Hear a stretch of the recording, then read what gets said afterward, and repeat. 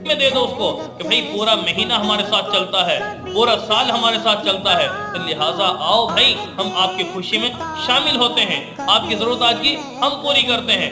लेकिन मेरा मुसलमान आज इतना बेहिस हो चुका, उसको अपने काम से गर्ज है, लालच है, लेकिन पैसा जेब से ना जाए। तो मेरे मुसलमान कल क़यामत के दिन जब रब ने तुझसे पूछा कि बंदे मैं दुनिया में भूखा था, मैं दुनिया में भूखा था, तूने मुझे खिलाया क्यों नहीं, मैं दुनिया में प्यासा था, तूने मुझे पिलाया क्यों नहीं, मेरे मुसलमान बता तू क्या जवाब देगा, क्या तेरे पास जवाब होगा?